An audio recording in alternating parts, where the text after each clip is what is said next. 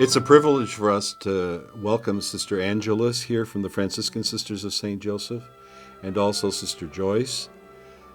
For me, especially because this is the community, the religious community that passed on the tradition of palm weaving to me when I was back in the 4th grade, as Sister will well remind you here, and all of us. And Sister Angelis here is the community's expert in creating the Crown of Thorns in a very, very, very most beautiful and expressive and delicate and artistic manner.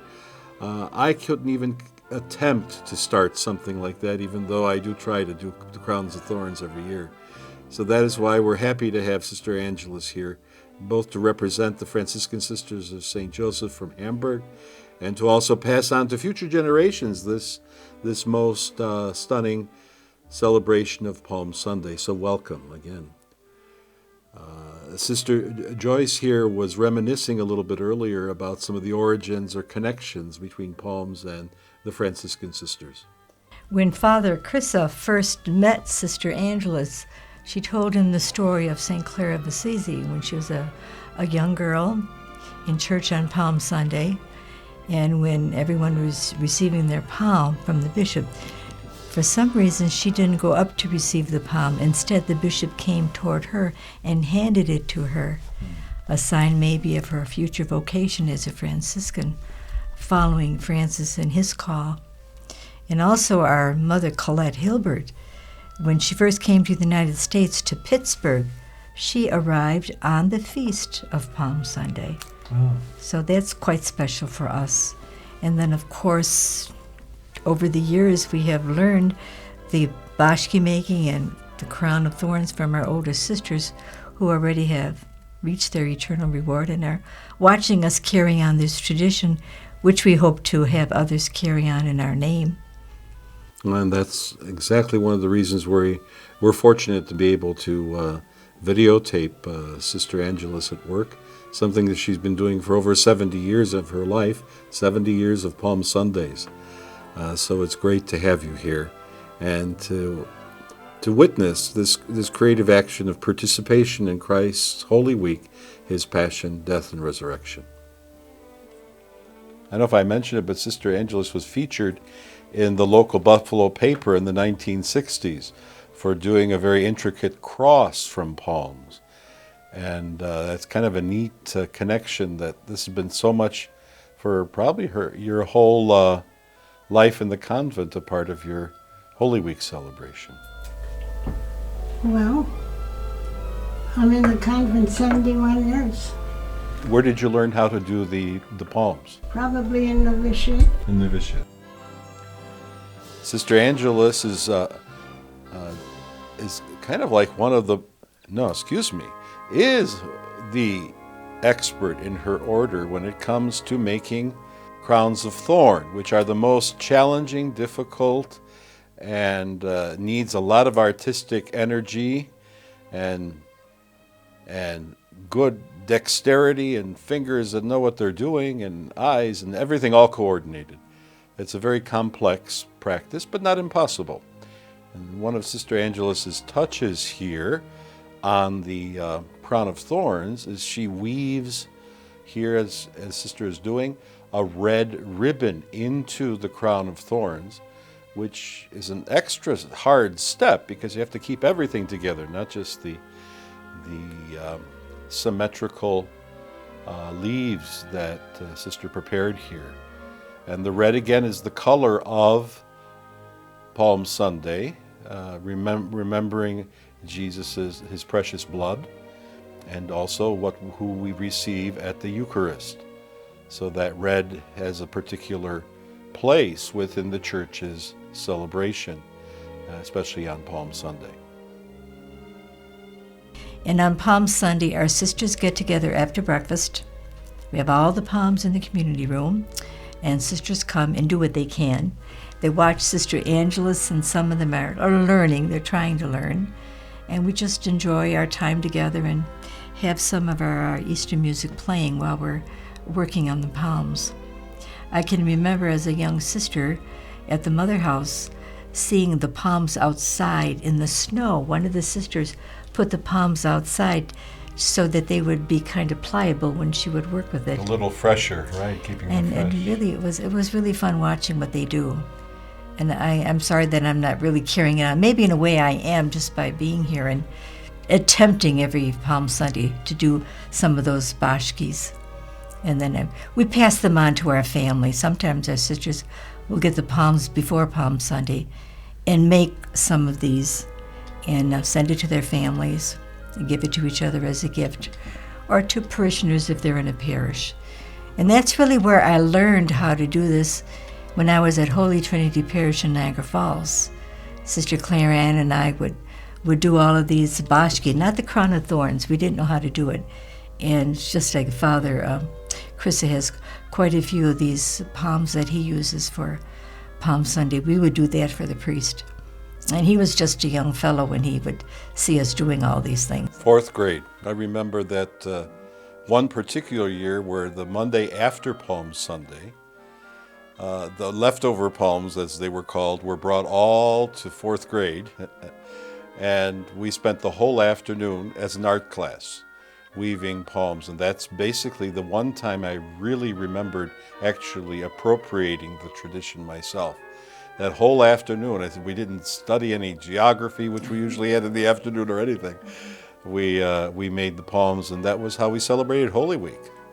And how interesting, a couple years ago when Father Krysa had the festival and invited us to come, and I see this woman next to our table doing the bashki. She introduces herself. She was my 1st grader, Cindy. And she's showing me how to start it because I forgot how to start it. So that was really exciting to see one of my former students reteaching. I remember a whole high altar. The high altar was something like two or 2.5 stories high at this same Church of Holy Trinity, my home parish. And it had 3 steps on it.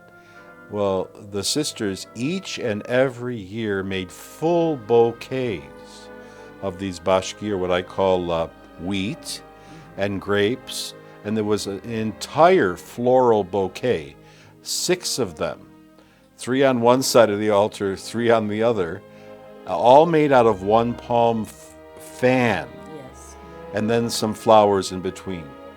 I have never seen anything like that since. And one of your sisters even said once upon a time that she made a whole arch in her parish. So I think it was Chicopee or one of those churches out in Massachusetts. She made an entire arch of what I again am calling grapes and the wheat for everyone to process through on Palm Sunday. I don't even know where we got the idea of taking the palm and fanning it out on the attic floor and putting something heavy on bricks or something so that it would dry up that way.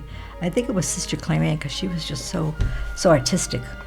Yeah, I use heavy books, and you have to learn how to spread it out there. And then almost each and every one, or every other palm leaf was woven into some symbol, usually the grapes and wheat. That was stunning. Unfortunately, one time I actually copied that tradition when I was in the seminary and did it for a smaller church, but only 2, not 6. The pastor was so stunned, he asked everybody to exit through the sacristy. He wanted everybody to see up close the intricacies of the decorations on the altar, which, remember, then the priest had said Mass facing the altar, so he had something really to look at during Mass. It was very, very inspiring. And then the priest's palm always had a white lily in it, the pastor's palm, I should say. And that was also decorated with these symbolic weaves. And that was something like everybody looked at the pastor's palm during the procession, and how everybody else made their, like you said, the sisters do on Palm Sunday in the afternoon for themselves. Well, we took our palms home and then worked on them. Some of those displays had red carnations in them. Exactly. Right. That's what I use today. Red carnations in the priest's palm and on the altars. So. And I can remember when I was still at home, some people would be leaving church and would take their palm and they would take 2 little pieces and put it on their lapel in the sign of a cross. Oh, okay. a little, I don't know if you never noticed, but in the back of the church where the ushers stood, at Holy Trinity again, because the Mass on Palm Sunday is always longer, they took their palms and they were weaving crosses and everything. So you'd leave church and they'd give out to their friends these crosses that they had made during Mass. Well, Cindy, she said she was in church on Palm Sunday, and she started doing that, and her children were saying, Mom, not now, you don't do that in church, but she was starting to do it right there part of the during the tradition. homily. You listen, but your fingers are working. Yeah? There's a different form of participation where a manual form, we call it today, fancy words, kinesthetic learning, but you learn by doing. And that actually grounds the faith experience because you're using your hands. Look at that. Amazing. A little bit challenging these times because these palms are not exactly what Sister or all of us are used to. But Sister was able to adapt them very beautifully. And again, the red color, reminiscent of Jesus' blood, the liturgical or church color for Palm Sunday. I've seen them made with a violet color too, or like purple. Lent. A Lenten color. The 40 days before Easter. And it turns out so perfectly, every loop. With Sister Angelis's hands, though. I practice that and try to work on it once a year. Before Palm Sunday, they come out nothing like that. Not as delicate, not as even, not as really, really artistic. Now, this last touch here distinguishes the Crown of Thorns as a Crown of Thorns, the thorns themselves, from just a regular weave or braid. And they are exquisitely, most delicately presented here in Sister Angelis's work here. That's why we're so happy that you're with us here today. Myself particularly, because this is the sisters, the Franciscans, who followed their Sister Clare and their foundress, Mother Colette, through a number of Palm Sundays. Well, 71 at least, Sister Angelis, right? Right. Oftentimes our sisters will take the Crown of Thorns, and it's smaller, and put it on the crucifix in their room. And maybe the Bashes, they would do that too. I heard some family members would even take a smaller one, put it in their car or something like that at one time, because you would send some to your family members by the mail. Our sister Mary Frances did quite a few things with palms. She'd make a little ladder going up to the cross, and I don't know how she did that. Just up close there you can see how delicate work this is and how fine. I'm just mystified at how thin they are and how still sturdy they are. But you know, when tomorrow they're going to be thin like that. Right, exactly. The two green ones here are done with fresh palms. In other words, palms that just arrived within the last week. And this is a dried palm. This palm is actually about 10 or 12 years old. And you see it has its shape. It hasn't crumbled, because they don't. They're actually quite sturdy. And here we have an example of Sister Angelis's work, the Crown of Thorns, and with the red ribbon inside as a sign of our participation in Christ's Holy Week, particularly on Palm Sunday when we remember his entrance into Jerusalem.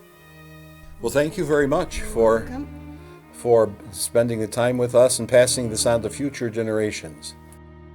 And to show the connection between how at one particular time when sisters were more abundant, and priests too, and the school was the bridge between the home and the church, and a lot of these traditions were shared back and forth. And so I appreciate the Franciscan sisters here, both Sister Joyce and Sister Angelis, for being here with us and sharing this on to a much wider audience than just in Western New York, or even Baltimore, Sister. God bless you.